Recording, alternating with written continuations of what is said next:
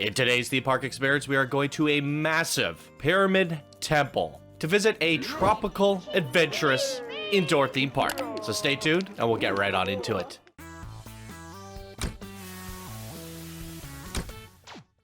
Hey yo, my Planet Coaster friends! Johnny5 Live here, and welcome back to another episode of Park Spotlight Contest Edition.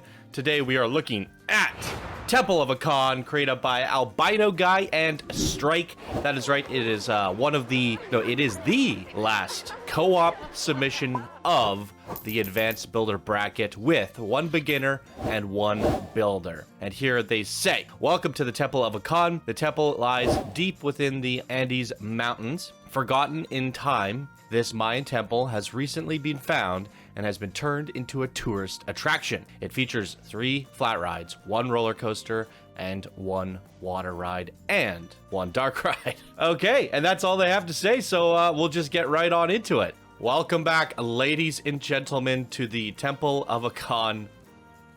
That is one massive temple. The scale of this thing is really crazy. Little person, giant temple. There it is. Let's go on in and see what it has to offer. Well, we kind of know what it has to offer. We listed it out. All right.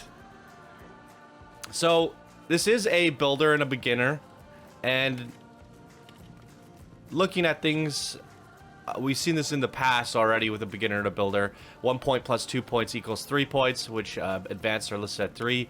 Maybe we should have listed advanced at 4 points.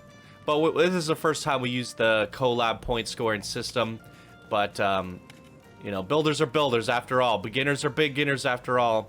And we might have been a little bit too hard on you guys by putting you in with the advanced builders, because we can still see that you are learning and growing. But that's quite okay. We'll try to provide you with some feedback so that you can compete at an advanced level in the next time. Not saying that this is bad. I'm just saying we have seen some remarkable things come out of the advanced builder bracket so far, and it might have been an undersight to put beginner collabs in with the advanced. But what you've done here, there's some pretty good looking stuff here. I just feel like these advanced builders are waiting for that promotion, that expert master promotion, and we're putting you up against basically masters at this point. So yeah, it's pretty crazy. So we have a fun adventure theme. Haven't seen a whole lot of adventure themes throughout this contest, so this should be exciting. We have the Temple Cascade, Rolling River Rapids. There's a look at the stats, ladies and gentlemen. Let's get right to it. Hey, you're leaving without me. Nope, not you. Yeah, you. What's the best view here? Probably this one, right? Or maybe this one? Let's check this out.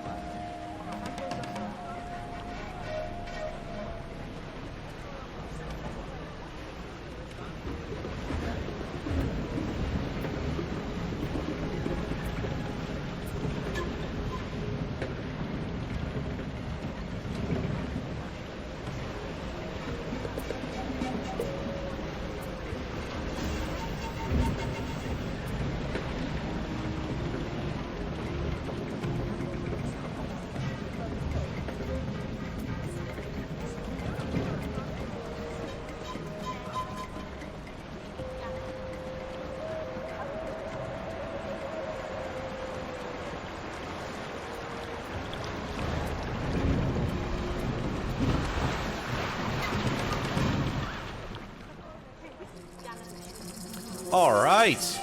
Definitely a lot of adventure theming going on with this river rapids.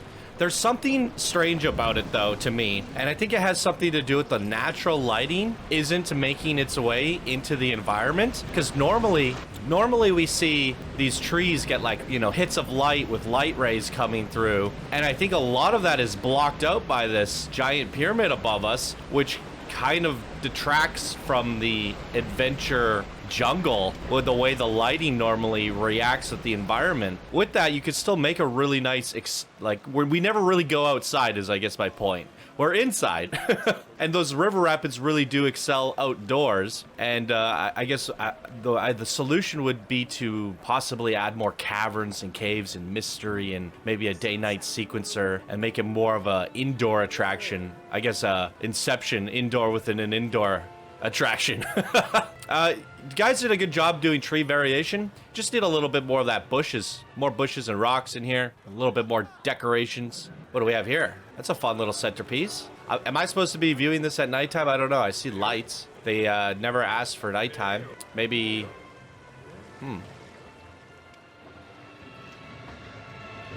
It's got a nice warm glow about it. A little pizza plaza.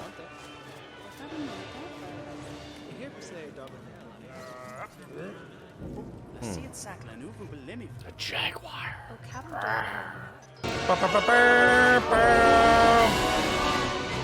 Oh! Gives a kind of a cool perspective looking up at the roof there.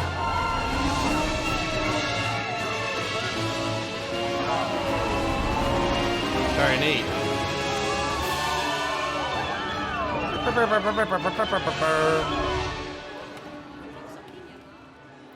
Looks like we have a coaster back here. Akua? I have no idea. Oh, that's a long queue. Get some exercise. Get your Fitbit out. Max out your minutes for the day. All right, here we go. Great across the board. 650 meters in length. Has some airtime. Has some inversions. Has a little bit of everything. Let's get to it.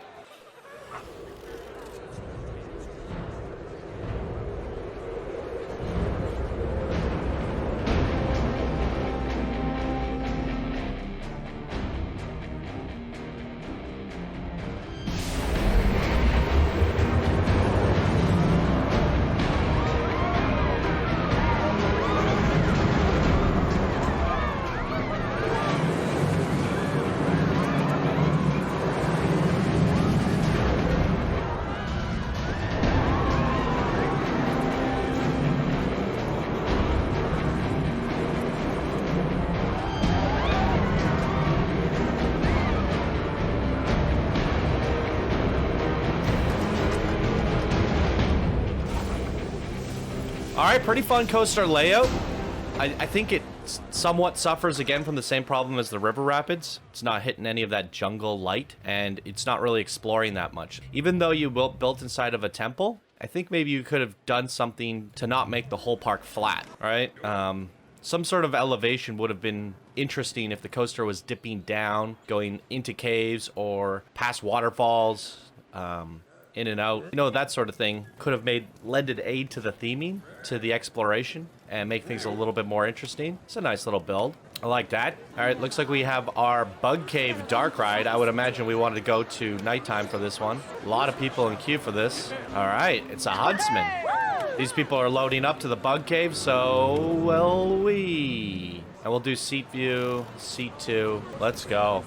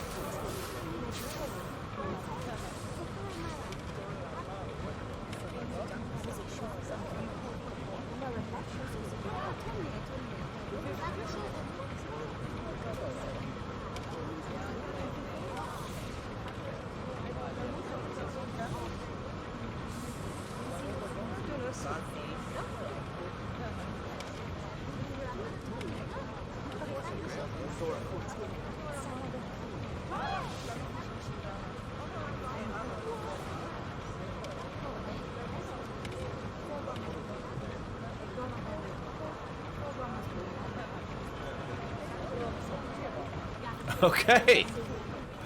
Well, I'm not sure what to say about that. It's a rock cave with bugs.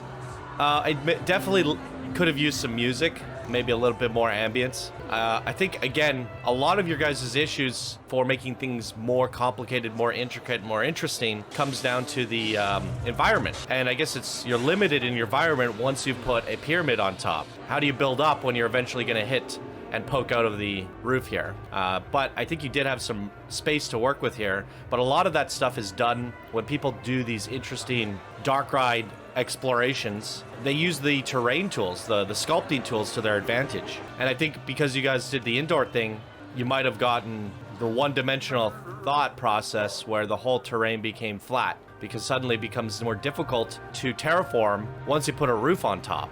But I think that Huntsman going up and down and dipping around and going lower and lower and more creatures, and it gets scarier as you go deeper and the suspense and the music builds up, would have definitely helped make it a little bit more interesting. This is a nice looking ride skin though. I saw this when I was doing the B-roll. It's a good looking temple, well constructed. It's got some good decorations on it. I like the fact that we're poking up. Here's a look at it from the outside. You guys made a nice little side for it. Like to see it. Great. All right. Now we're looping back around to the park entrance where bumper cars are stored. Bumpolis? Nobody wants to go on this one.